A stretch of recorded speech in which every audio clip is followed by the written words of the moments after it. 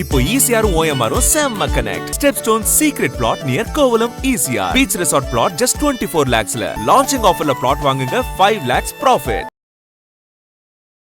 அவர் மாநில தலைவர் பதவி எடுத்துக்கிட்டாருன்னா மத்திய அமைச்சர் பதவி நயினாருக்காகவும், இல்லை அவர் மத்திய அமைச்சர் எடுத்தால் மாநில தலைவர் நயினாரே தொடர்றதாகவும் பேச்சு அறிவிச்சிருக்காங்க. பட் அவர் என்ன சொல்றாரு, நான் ரிசைன் பண்ணது தான். அவர் வந்து கட்சி ஆரம்பிச்சா கூட அவர் பின்னாடி ரஜினிகாந்த் இருப்பாரு அப்படின்ற மாதிரி பத்திரிகையாளர்லாம் பேசிக்கிட்டு இருக்காங்க. இதே நீங்க எப்படி பார்க்கணும்? அண்ணாமலைக்கும் ரஜினிக்குமான சம்பந்தம் இருக்கு. ஏன்னா அண்ணாமலை அரசியலுக்கு வந்ததே ரஜினி கட்சி ஆரம்பிக்கிற கட்சியில ரஜினிக்கு முதலமைச்சர் ஆகணுன்ற எண்ணம் கிடையாது. மக்கள் அந்த மூணாவது மாற்றுக்கு எதிர்பார்க்குறாங்க. இந்த இடம் சரியான நேரம், இப்போ எல்லாருமே அதுக்கான துணிஞ்சு வந்திருக்காங்கன்றதை தெரிஞ்சிச்சு. ஸோ இந்த நேரம் களம் சரியா இருக்கும், நம்ம தனியாகவே களம் காணலாம் அப்படின்ற எண்ணம் அவருக்கு இருக்கு. நீங்கள் ஜெயிக்க வச்சிங்கன்னா அவர் தொடருவார். நீங்கள் ஜெயிக்கிறதுக்கு என்ன வேணால் செய்யலாம், செஞ்சாச்சு. ஆனால் ஆட்சி நடத்துறதுக்கு அது தேவையில்லை. இதை சிஸ்டமேட்டிக்காக கொண்டு வாங்க. 10 ரூபாவையுமே லீகலாக வாங்குங்க. லீகலாக வாங்கி அதுக்கு ஒரு அக்கௌண்ட்டு ஓப்பன் பண்ணுங்க.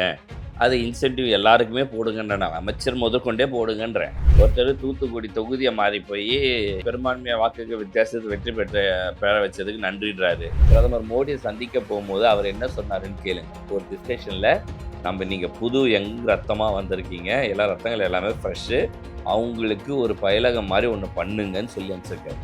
விமர்சனமாக இருந்தால் 10 ரூபாய் ஏன் ஒழிக்கலன்னு கேட்குது. 10 ரூபாவை நீங்கள் சிஸ்டமைஸ் பண்ணுங்கன்னு சொல்லக்கூடாது. ஏன்னா எனக்கு தெரியும் அது நீங்கள் ஒழிக்க முடியாது. டாஸ்மாகில் இப்போ 10 ரூபான்றது விலையேற்ற மாதிரி தெரிஞ்சாலும் அது இன்சென்டிவ் பேட்டர்னில் போங்க.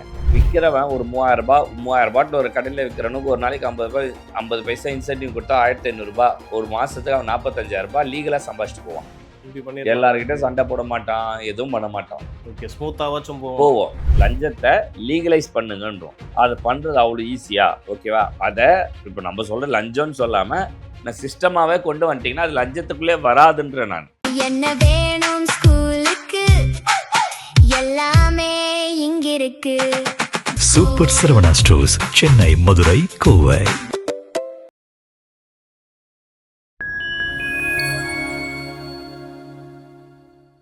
நேயர்களுக்கு வணக்கம்.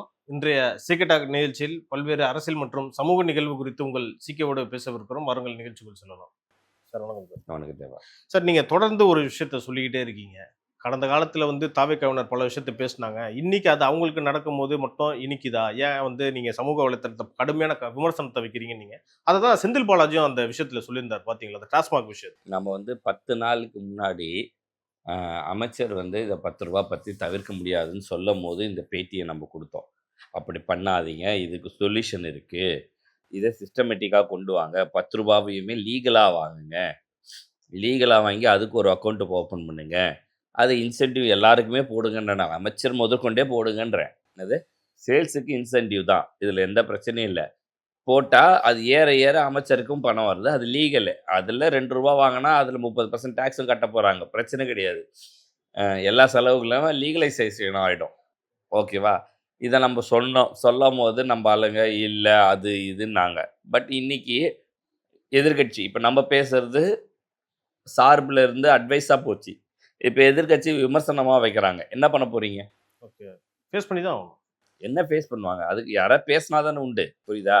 ஒருத்தர் தூத்துக்குடி தொகுதியை மாறி போய் எனக்கு வாக்களித்த திருச்செந்தூர், அதான் தொகுதி மாறி போய் எனக்கு பெரும்பான்மையாக வாக்குக்கு வித்தியாசத்தை வெற்றி பெற வச்சதுக்கு நன்றிடுறாரு. யார்? அமைச்சர். சரி, ஓகே விடு, நம்ம இண்டிவிஜுவலுக்கு போல. ஓகேவா? இப்போ எல்லா அமைச்சரும் சைலண்ட் ஆகிட்டாங்க. பார்த்தியா? ரீல்ஸுக்குள்ளே வர்றது, வீடியோ போடுறது இதெல்லாம் குறைஞ்சிருக்கு. இது எதனால? நம்ம முன்னாடியே சொன்னதுனால. இந்த மாதிரி பல பேர் சொல்லியிருப்பாங்க. ஆமாம். ஒரு விஷயம் சார், நீங்க சொன்னீங்க தெரியுமா, கோச்சிங் கிளாஸ்லாம் எடுக்கணும்ட்டு, அதையும் பண்றாங்க. அது நான் சொன்னதுக்கு மட்டும் விடு, நம்ம முதல்லயே சொன்னோமா? பிரதமர் மோடியை சந்திக்க போகும்போது அவர் என்ன சொன்னாருன்னு கேளுங்க. அவங்க முதலமைச்சர்கிட்ட போய் அவர் என்ன சொல்லி அனுப்பிச்சாருன்றது. அவர் ஒரு டிஸ்கஷன்ல நீங்க புது யங் ரத்தமா வந்திருக்கீங்க, எல்லா ரத்தங்கள் எல்லாமே ஃப்ரெஷ்ஷு, அவங்களுக்கு ஒரு பயிலகம் மாதிரி ஒன்று பண்ணுங்கன்னு சொல்லி அனுப்பிச்சிருக்காரு. எனக்கு வரும்போதே எனக்கு அந்த மாதிரிலாம் இருந்தது. அதெல்லாம் ஒரு கோச்சிங் மாதிரி நாங்கள் பிளான் பண்ணியிருந்தோம், அந்த மாதிரி பண்ணுங்க அப்படின்னு சொல்லியிருக்கிறாரு. இதை யார் முதல்ல சொன்னது? நீங்க தான் தொடர்ந்து சொல்லிட்டே சொல்றோம். நம்ம நல்லது தான் சொல்றோம். இதை கேட்குறவனுக்கு வேணா குத்தம். ஓகேவா? நீங்க ஆன்றீங்க ஈன்றீங்க அப்படின்லாம் சொல்றீங்க, விமர்சனம் வைக்கிறீங்க. விமர்சனமே கிடையாது. இது ஆக்கப்பூர்வமான விமர்சனத்துக்கும் ஆக்கப்பூர்வமான விமர்சனத்துக்கும் வித்தியாசம் இருக்குது. நம்ம வைக்கிறதெல்லாம் ஆக்கப்பூர்வமான ஒரு பொதுஜனமாக நம்ம என்ன பார்த்து தேர்ட் ஃப்ரண்ட் வரணும்னு நினைக்கிறோமோ, 3வது அணி ஒரு முதல் அணியாக கொண்டு வரணும்னு நினச்சோமோ, அவங்க என்னென்னலாம் நான் திருப்பி அதுலேயே சொல்கிறேன். இப்போது விமர்சனமாக இருந்தால் 10 ரூபாய் ஏன் ஒழிக்கலன்னு கேட்கணும். 10 ரூபாவை நீங்கள் சிஸ்டமைஸ் பண்ணுங்கன்னு சொல்லக்கூடாது. ஏன்னா எனக்கு தெரியும் அதை நீங்கள் ஒழிக்க முடியாது. நீங்கள் அதை அப்படி ஒழிச்சிங்கன்னா இன்டெரக்டாக கம்பெனிலேருந்து 10 ரூபா வாங்க போகிறோம், அவ்வளோதான் நடக்கும். இப்போ கூட ஒரு தகவல் இருக்குது, பட் நான் அதை அப்புறமா சொல்கிறேன். டாஸ்மாக்லேருந்து வர பணங்களில் 1000 கோடி யாருக்கு போய் செட்டில் பண்ணுறாங்க அப்படின்றது நமக்கு தெரியும். ஓகேவா, நேரம் வரும்போது சொல்கிறேன். ஓகேவா, ஸோ இது வேற. இதை பற்றி நம்ம அதை நான் தவறாகவே பார்க்கலன்னு சொல்கிறேன். ஓகேவா, அதுக்கு ஏற்கனவே அவங்க எதிர்பார்க்குற பிரதிபலனை விட இந்த பிரதிபலன் பெட்டருன்னு சொல்கிறேன். அது இன்னும் பெருசாக டேமேஜ் பண்ணணும்னு நான் நினைக்கிறேன். ஓகே சார், நீங்கள் சொல்கிற அந்த 10 ரூபா கூட அக்கௌண்ட்டில் போட்டோம் அப்படின்னு சொல்லும்போது விலை ஏற்றம் அதிகமாயிருச்சு, நாளைக்கு அப்படி ஒரு அரசியல் வந்து இப்போது 10 ரூபா கொடுத்து வாங்குறாங்க தேவா, நல்லா புரிஞ்சுக்க. எக்ஸ்ட்ரா 10 ரூபா கொடுத்து வாங்குறாங்க. அந்த 10 ரூபாவை நான் உனக்கு எதுவாக கொண்டு போக சொல்கிறேன், லீகலைஸ்டாக கொண்டு போக சொல்கிறேன். புரியுதா? பாட்டில் ரிட்டர்ன் கொடுக்கறதுக்கு இன்னும் 10 ரூபா, அது தனி, மொத்தம் 20 ரூபா கணக்கு. புரியுதா? நீங்கள் லீகலைஸ்டு விலைவாசியே 10 ரூபா ஏற்றுங்க, இன்சென்டிவ்ன்ற கணக்கில் அதை எடுத்துகிட்டு வாங்க, லீகலைஸ் பண்ணுங்கன்றேன். நீ சிஸ்டத்தை கூட லீகலைஸ் பண்ணால் நல்லது. நாளைக்கு இதை பார்ப்போம். இப்போ ஜிஎஸ்டி முன்னாடி போட்டாங்க, இப்போ ஸ்லாப் நிறையா வருமானம் வருது, ஸ்லாப்ஸ் குறைக்கலையா? டாஸ்மாகில் இப்போ 10 ரூபான்றது விலையேற்ற மாதிரி தெரிஞ்சாலும் அது இன்சென்டிவ் பேட்டர்னில் போங்க. அதை எக்ஸாம்பிள் நான் சொல்கிறேன். நீங்கள் நாளைக்கு அதிகமாக வருமானம் வருது, ஒரு அமைச்சருக்கு அதிகமாக போகுது, ஒரு சேல் அதிகாரிக்கு அதிகமாக போகுது இப்படின்னா அதை 10 ரூபாலேருந்து 5 ரூபா ஆக்க முடியும். புரியுதா? அதை அரசாங்கத்துக்காக மாற்றத்துக்கு முடியும். இப்போ ஜிஎஸ்டி நம்ம முன்னாடி போட்டாங்க 4-5 ஸ்லாப்னாங்க, இன்றைக்கி ஜிஎஸ்டி குறைச்சிட்டே இருக்காங்க, ஆனால் வருமானம் ஏறிட்டே இருக்குது. இப்போ 3 ஸ்லாப் எடுத்துகிட்டு வந்தாங்க, 2 ஸ்லாப் எடுத்துகிட்டு வராங்க. இப்போ இந்த மாதிரி பண்ணும் போது இன்றைக்கி இப்போது ஜிஎஸ்டி நீ குறையும் போது போன தீபாவளி அப்போது கிராஜுவலாக ஜிஎஸ்டி வருமானம் குறைஞ்சது. ஆனால் இன்றைக்கி திருப்பி 2 லட்சம் கோடிக்கு ரீச் ஆகுது. 1 லட்சம் கோடி 80,000 கோடின்னு ஆரம்பிச்சது, இன்றைக்கி 2 லட்சம் கோடி ஜிஎஸ்டி வருமானத்தில் போகுது. அதிகமாகும் போது குறைக்கிறதுக்கு அரசாங்கம் தயாராக இருக்குது. புரியுதா? ஸோ அதே பேட்டர்ன் தான் இங்கேயும் பண்ணலாம்.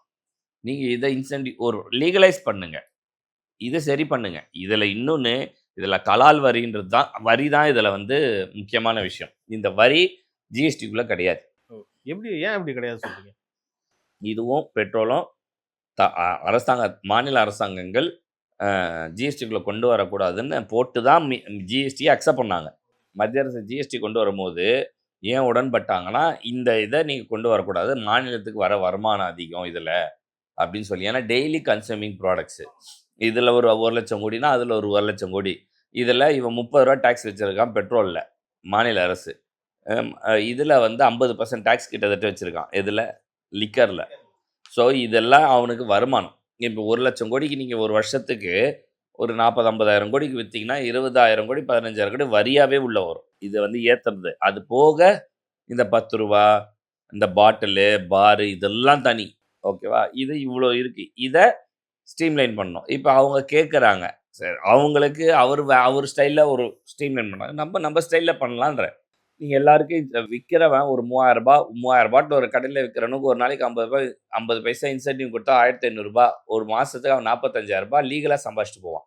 இப்படி பண்ணி எல்லாருக்கிட்ட சண்டை போட மாட்டான், எதுவும் பண்ண மாட்டான். ஓகே, ஸ்மூத்தாவாச்சும் போவோம். இப்போ ஒரு கடைக்கு 45,000 ரூபாய், அதே 50 காசு வந்து அமைச்சருக்கு இன்சென்டிவ், அந்த துறை அமைச்சருக்கு, அதே 50 காசு துறை அதிகாரிக்கு. அப்படின்னா 3,000 கடை இருக்குது. ஒரு நாளைக்கு 45,000 × 3,000, ஒரு மாதத்துக்கு 45,000 × 3,000 கடை. என்னாச்சு? அவ்வளோதான். இது ஈஸியாக பண்ணலாம். இதை வந்து கவர்மெண்ட் ஃபாலோ பண்ணாலே நம்ம கிளியராக ஸ்மூத்தாக ரன் பண்ணிடலாம் சார். இந்த டாஸ்மாக் விஷயத்தை பல பிரச்சனைகளையும் தவிர்க்கலாம்னு தோணுது. 150 கோடி ஒரு உபரி வருமானம் ஆண்டுக்கு வரும், இன்சென்டிவ்ன்ற 50 காசுக்காக. ஃபைன். அப்போ ஏன் இதெல்லாம் நிதி அமைச்சகம் இது ஏன் வந்து சரியா அதை கண்காணிக்க? சரி, அவங்க நம்ம சொல்கிறது வந்து வாயில் பெருசு ஈஸி. ஏன்னா நம்ம என்ன சொல்கிறோம், லஞ்சத்தை லீகலைஸ் பண்ணுங்கன்றோம். அதை பண்ணுறது அவ்வளோ ஈஸியா? ஓகேவா? அதை இப்போ நம்ம சொல்கிற லஞ்சம்னு சொல்லாமல் நான் சிஸ்டமாகவே கொண்டு வந்துட்டிங்கன்னா அது லஞ்சத்துக்குள்ளே வராதுன்ற. நான் அதை மீறி யார் பண்ணாலும் இம்மிடியேட்டாக டிஸ்மிஸ் பண்ணுங்கள். இவ்வளோ விஷயம் இருக்குது இப்போ. ஆமாம், ஏன்னா அவங்களுக்கு இன்றைக்கி வருமானம் கிடைக்குதுல்ல. இப்போ அவனும் அதை பண்ண மாட்டாங்கன்ற. எது 15,000 ரூபாவோ 20,000 ரூபாய் இப்போ அது டாஸ்மாக் ஊழியருக்கு சம்பளம். ஆமாம், 20,000 தான். அதுக்கு அவங்க எவ்வளோ பேரை ஹேண்டில் பண்ணணும், எவ்வளோ பேச்சை பேசணும், எப்படி இருக்கணும். இது எக்ஸ்ட்ரா வருமானம் இல்லையேன்ற வருத்தது. இந்த வருமானம் இருக்குன்னா அவங்களுக்கு ஒரு பெட்டர் தானே. கண்டிப்பா, கண்டிப்பா சார். இது வந்து இந்த கவர்மெண்ட்டாச்சும் பண்றாங்களான்னு பார்ப்போம். நம்ம அடுத்த டாபிக் உள்ள போலாம் சார். திரு அண்ணாமலை அவர்களுடைய பிறந்த நாள் இன்னைக்கு. அதுவும் இல்லாம ஒரு பிரஸ் மீட் இன்னைக்கு குடுக்க போறதாவும் சொல்றாங்க. என்ன மாரியான முடிவுகள் வரும் சார்? டெல்லி வேற போயிட்டு வந்திருக்காரு. அவர் வந்து அவருடைய ராஜினாமால உறுதியா இருக்காரு. டெல்லி ஒரு ப்ரொபோசல் குடுக்குறாங்க. மாநில தலைவர், மத்திய அமைச்சர் எதுல உங்களுக்கு வேணுன்றீங்களோ அதை எடுத்துக்கிறது மீதிய நயினாருக்கு கொடுக்கறதா முடிவு. அவர் மாநில தலைவர் பதவி எடுத்துக்கிட்டாருன்னா மத்திய அமைச்சர் பதவி நயினாருக்காகவும், இல்லை அவர் மத்திய அமைச்சர் எடுத்தால் மாநில தலைவர் நயினாரே தொடர்றதாகவும் பேச்சு அறிவிச்சிருக்காங்க. பட் அவர் என்ன சொல்றாரு, நான் ரிசைன் பண்ணது தான், நான் உள்ளுக்குள்ளேயே வரல, எனக்கு இந்த ஆஃபர் வேணான்ற மாதிரி சொல்லியிருக்கிறதா கேள்வி. ஸோ அதை சம்மந்தமாக ஏதாவது ப்ரெஸ் மீட் கொடுக்குறாரா அப்படின்றத நீங்கள் பார்க்கலாம். அதாவது இந்த ப்ரெஸ் மீட்டில் நான் கட்சி ஆரம்பிக்கிறேன் அப்படின்றது இமீடியட்டாக சொல்லுவாரான்னு எனக்கு தெரியாது. நான் இந்த மாதிரி ராஜினாமா பண்ணியிருக்கேன் அப்படின்றத சொல்கிறதுக்கான வாய்ப்பு அதிகம். ஓகே. இன்கேஸ் அவர் வந்து கட்சி ஆரம்பிச்சா கூட அவர் பின்னாடி ரஜினிகாந்த் இருப்பாரு அப்படின்ற மாதிரி பத்திரிகையாளர்லாம் பேசிக்கிட்டு இருக்காங்களே. இதை நீங்க எப்படி பார்க்குறீங்க? ரஜினிகாந்த் மட்டும் தானே சொன்னாங்க, அஜித் சொன்னாங்க, வேற யாரோ சொல்லியிருக்காங்க. சரி, எல்லாருமே சொல்லுவாங்க. அது வந்து 100% ஊர்ஜிதமாகாத வரைக்கும் நம்ம பேச முடியாது. ஆனால் அண்ணாமலைக்கும் ரஜினிக்குமான சம்பந்தம் இருக்கு. ஏன்னா அண்ணாமலை அரசியலுக்கு வந்ததே ரஜினி கட்சி ஆரம்பிக்கிற கட்சியில் ரஜினிக்கு முதலமைச்சர் ஆகணுன்ற எண்ணம் கிடையாது. புரியுதா? இங்கே இருக்க ஒரு தமிழ் அதிகாரியை, ஒரு ஆளை நம்ம வந்து ஒரு முதலமைச்சர் ஆக்கணும். அவர் ஒரு ஸ்டேட்மெண்ட்லேயே அதை சொல்லியிருக்காரு. ஆனால் தேர்தல் வரைக்கும் அதுக்கப்புறம் யாரும் சொல்லாதீங்கன்னு சொன்னாங்க. ஏன்னா ஓட்டு போடுறவங்க போட மாட்டாங்க அப்படின்னு. ஸோ அந்த லிஸ்ட்டில் இருந்தது அண்ணாமலை. Okay sir. இது வந்து ஒரு எக்ஸாம்பிள் என்ன சொல்றாங்கன்னா, கர்நாடகாவில் முன்னாள் முதலமைச்சர் எடியூரப்பா இருந்தார்ல, அவரு கூட வேற கட்சி ஆரம்பிச்சு ஒரு அரசியல் பண்ணிட்டு இருந்தாரு. கடைசியில் பாஜக போய் சேர்ந்துட்டாரு. அதே மாதிரி அண்ணாமலை ஏன் பண்ண மாட்டாரு அப்படின்ற ஒரு கேள்வியை முன்வைக்கிறாங்க. அவர் பாஜகலேருந்து வெளியே வந்து கட்சி ஆரம்பித்தார். ஓகேவா? அது எதனாலன்னா அவருக்கு முதலமைச்சர் பதவியை மாற்றி கொடுத்தாங்க. நின்று மறுபடியும் அவரால் பாஜக தோல்வி பெற்றுச்சு அடுத்த தேர்தலில். அதுக்கப்புறம் பேசி இனிமேல் பாஜக நீங்கள் எல்லாம் ஒன்று தான் வாங்கன்னு சொல்லி திருப்பி சேர்த்து பண்ணாங்க. இது வேற, இது வேற. இது எப்படி வேற சொல்றீங்க? இது அவருடைய இண்டிவிஜுவல். ஓகேவா? இங்கே அவருக்கான மாசால தான். அங்கே ஆளுங்கட்சியா பிஜேபி இருந்துச்சு. எடியூரப்பா முதலமைச்சராக இருந்தார். ஓகேவா? அவரை ஒரு ஸ்டேஜுக்கு மேலே ராஜினாமா பண்ண புது தேர்தல் வரும்போது அவருக்கு பதில் வேற பேர். அப்போ அந்த ரெட்டிஸ் பிரதர்ஸ்ன்ற பிரச்சனைகள்லாம் நிறையா வந்து அவர் மேலே ஒரு நெகட்டிவிட்டி கிரியேட் ஆச்சு. அதுக்காக பிஜேபி அவரை வந்து ராஜினாமா பண்ண சொன்னாங்க. அதை அவர் ஒத்துக்க மாட்டேன்னு சொல்லி வெளியவே அந்த ரெட்டி பிரதர்ஸ் வச்சு கட்சி ஆரம்பித்தார். அது வேற, இது வேற. ஆமாம், இது வேற, அது வேற. இதுக்கும் அதுக்குமான ஸ்டோரி டிஃப்ரெண்ட். இது அவருடைய எதிர்காலம். இன்னைக்கு மக்கள் அந்த 3வது மாற்றுக்கு எதிர்பார்க்குறாங்க. இந்த இடம் சரியான நேரம். இப்போ எல்லாருமே அதுக்கான துணிஞ்சு வந்திருக்காங்கன்றதை தெரிஞ்சிச்சு. ஸோ இந்த நேரம் களம் சரியாக இருக்கும், நம்ம தனியாகவே களம் காணலாம் அப்படின்ற எண்ணம் அவருக்கு இருக்குது. நீங்கள் ஜெயிக்க வச்சிங்கன்னா அவர் தொடருவார்.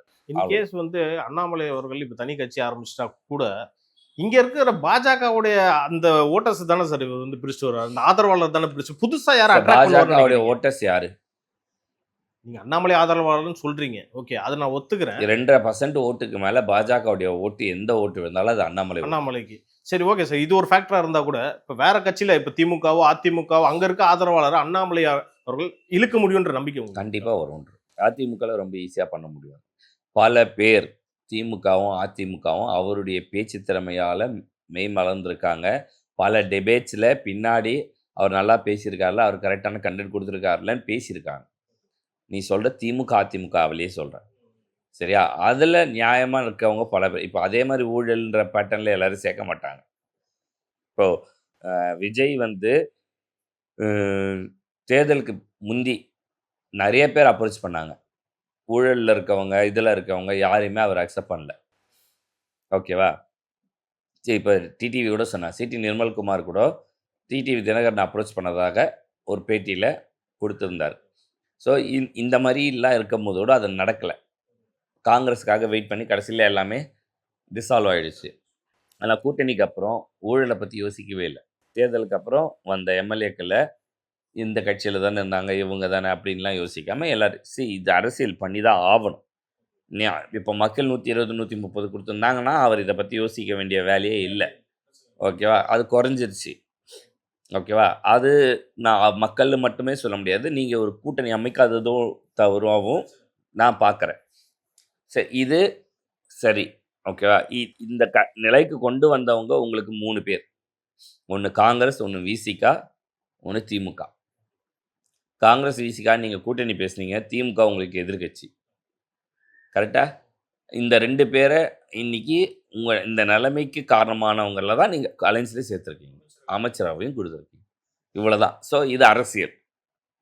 கேட்டால் 6 மாதம் கழித்து பாருங்கள், நாங்கள் தனி பெருமனை ஆக்கிட்டு அவங்கள வெளியே அனுப்பிச்சிருவோம். அப்போ அது அதை விட சுயநல அரசியல்.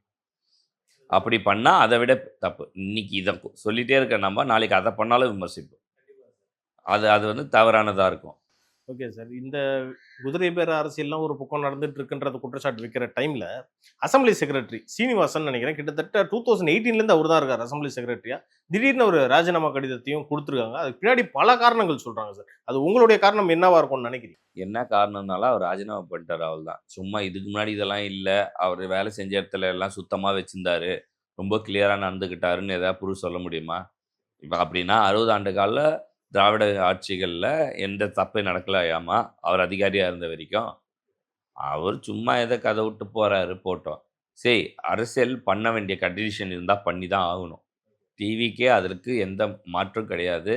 ஜேசிடி பிரபாகர் சபாநாயகராக அவர் எடுக்கிற முடிவெல்லாம் ஆமோதிச்சு தான் ஆகணும். சும்மா உட்காந்துட்டு ரொம்ப பெருசாலாம் ஒன்றும் பண்ணிடல. என்னை நம்பி போட்ட 107 எம்எல்ஏக்களுக்காக விஜய் அவர்கள் அதை எப்படியாவது சரி பண்ணுன்றதுக்கு ஒரு 10 பேர் வாங்கியிருக்காங்க, வர வச்சுருக்காங்க, வாங்கியிருக்காங்க. நான் சொல்கிறது எனக்கு உடன்பாடு இல்லை. அவங்கள தானே வராங்க, யாரும் கையை பிடிச்சி வலுக்கட்டாயமாக இருக்க முடியாதுல்ல. ஓகேவா? அதை தான் தாவேகா தரப்புல இருந்து சொல்றாங்க. அவங்கள யாரும் நாங்கள் வந்து இழுக்கல, அவங்களா விருப்பப்பட்டு வராங்க, விருப்பப்பட்டு வரவங்களை எப்படி நாங்கள் வந்து வேணாம்னு சொல்ல முடியும் அப்படின்றாங்க. அதுதான் சொல்கிறேன் நானும். இதில் வந்து அப்போ குதிரை பேரெல்லாம் பெருசாக எதுவும் இல்லை. குதிரை பேரம் இருந்தால் என்னன்றேன் நான். ஓகே, நான் பேச்சுக்கே கேட்குறேன், இருந்தால் என்ன? தமிழ்நாடு அரசியல ஒரு நாகரிகம் இல்லாத செயல் அப்படின்ற ஒரு இதில் டிவிகேவினர் இந்த தேர்தலில் கிட்டத்தட்ட 1500 கோடி ரூபாய்க்கு மேலே செலவு பண்ணியிருக்காங்க. அவ்வளோ சினிமா படத்தோட சேர்த்து வச்சுக்கோ. புரியுதா? அது எங்கேருந்து வருது? இது இந்த தேர்தலுக்கு இல்லை, இந்த கட்சி ஆரம்பிச்சதுலேருந்து இது நிலைநிறுத்தத்துக்குன்னு யாரோ ஸ்பான்சர் பண்ணாங்க, யாரோ செஞ்சாங்க, எல்லாம் நடந்துச்சு. சரியா? அது எங்கேருந்து வருது? தம்பி, நல்லதுக்கு செய்கிறதா இருந்தால் கூட கெட்டதை ஃபாலோ பண்ணி தான் நீ செய்ய முடியும். அதான் அரசியல். அதான் அரசியல்.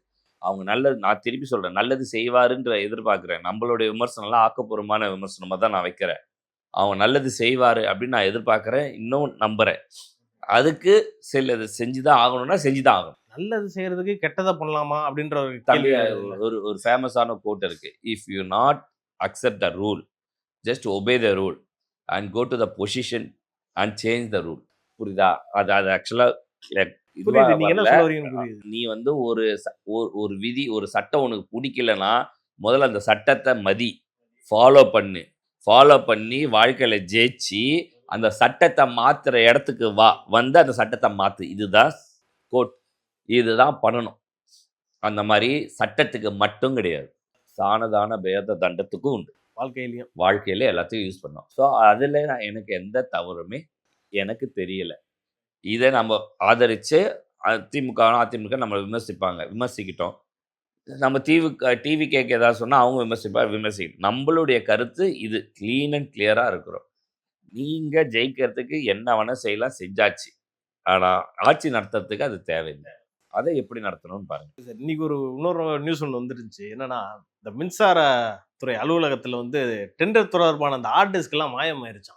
அது என்ன புதுசாக இருக்கு? அது நீ எல்லா டாக்குமெண்ட்டும் எல்லா டிபார்ட்மெண்ட்லேயும் ஆகும். நான் கேள்விப்பட்டது என்னென்னா, இந்த வெள்ள அறிக்கை பிளானில் இருக்கு இல்லையா, அதில் இந்த ஊழல் சம்மந்தப்பட்டதெல்லாம் கொண்டு வர்றது, எதனால் எங்கெங்கே என்ன நஷ்டச்சுன்ற டேட்டாவை எடுக்கிறதா கேள்வி. அதுதான் வரப்போகுது அப்படின்னு. ஸோ இப்போ இந்த டிபார்ட்மெண்ட் மெயினாக யார் இருந்தார்? மற்றவங்களாம் என்ன பண்ணுறதுன்னே தெரியாமல் உட்காந்துருப்பாங்க. ஆனால் இன்டெலெக்சுவலான ஒருத்தர் தான் முந்தைய அமைச்சராக இருந்தவர். செந்தில் பாலாஜி இருந்தார், அதுக்கப்புறம் சிவசங்கர் வந்தார். அதில் அவங்களால என்ன வேணால் பண்ண இருக்க முடியும் இல்லையா? அந்த மாதிரி தான் நடந்திருக்கு. பட் நீங்கள் கொஞ்சம் உஷாராக இருக்கணும்.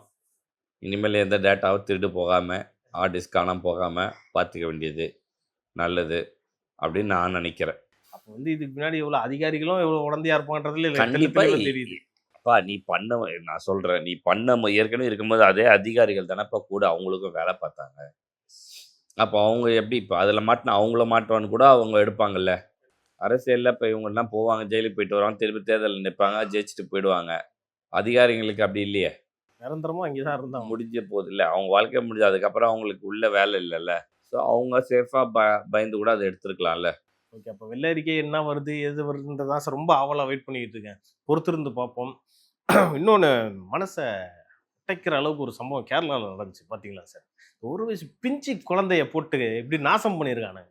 அந்த அவன் அந்த வீடியோ அந்த குழந்தைய அடிக்கிறத பார்த்துட்டு எனக்கு ஒரு ஒரு ஒரு ஒரு ஒரு ஒரு ஒரு நிமிஷம் 2 நிமிஷம் நான் ஆஃப் பண்ணுற உடனே நமக்கு நெஞ்சு வந்து ஒரு ஹார்ட் பீட் வந்து ரொம்ப நேரமாக அதிகமாக துடிச்சுது. ஓகேவா? எப்படி ஒருத்தனால அது பண்ண முடியும்? நான் கொடூரமானவனாகவே இருக்கட்டும் நான் நினைக்கிறேன். ஒருத்தன் தெளிவாக இருந்தால் இதை செய்வானா? ஏன்னா யாராக இருந்தாலும் தன்னை தாக்குறது, தனக்கு ஆபத்து இருக்கிறவங்கனால இந்த விஷயம்னு இருக்கு இல்லையா? இன்னொன்று, அந்த பெண், அது சம்மந்தப்பட்ட பெண்ணு இந்த இன்சிடென்ட் நடக்கும்போது எங்கே போயிட்டாங்க? கரெக்ட்.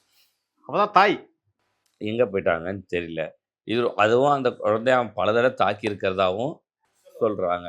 ஸோ இது எப்படி இதை ஏற்றுக்க? எனக்கு அது ஜெனிக்கு அன்றைக்கி ஆக்சுவலாக ஒரு கிட்டத்தட்ட ஒரு அரை நாள் நமக்கு அது வந்து ஒரு மாதிரியாகவே இருந்துச்சு. ஏன்னா ரொம்ப படபடப்பாயிடுச்சு.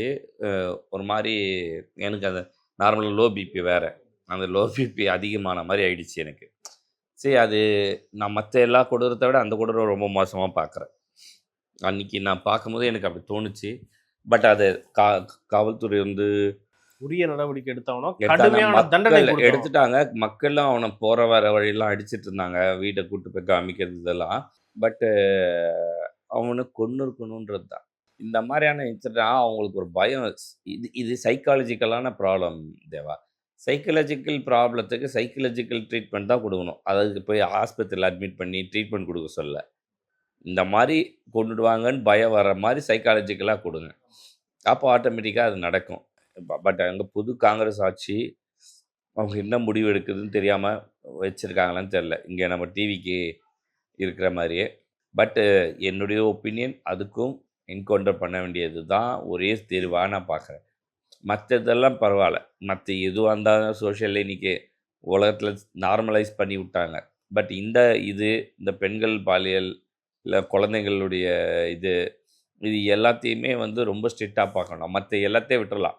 இப்போ இந்த படத்தில் தனுஷ் சொல்கிற மாதிரி, உங்ககிட்ட 10 ரூபா இருந்தால் பிடிங்கினா நீ திருப்பி சம்பாதிச்சிக்கலாம், ஆனால் கடைசி வரைக்கும் உனக்கு இது பண்ணிக்க முடியாது கல்வின்னு. அந்த மாதிரி நான் சொல்கிறேன், சட்டத்தில் ஒருத்தனுக்கிட்டேருந்து கொள்ளை அடித்தா சம்பாதிச்சிக்கலாம், ஓகேவா? சப்போஸ் அடித்தா வழியை தாங்கிக்கலாம். ஆனால் இந்த மாதிரியான இதை வந்து எப்படி நம்ம ஏற்றுக்கிறது? அது வந்து சரியாகவே பண்ணல. நமக்கு நம்ம இருந்தால் அதான்ப்பா பண்ணுவோம். பரவாயில்ல, எனக்கு பதிவே போட்டோம், எனக்கு தேவையே இல்லை. அவன் ஒருத்தனுக்காக இந்த போகணுமா அப்படின்னா போகலாம், பரவாயில்லன்னு. அவன் ஒருத்தன் மாதிரி எவன் இருந்தாலும் திருப்பி இறங்கி அதான் பண்ணுவேன். அப்படி தான் இருக்கணும்னு நான் நினைக்கிறேன். சம்பவங்கள்லாம் எங்கேயுமே நடக்கக்கூடாது.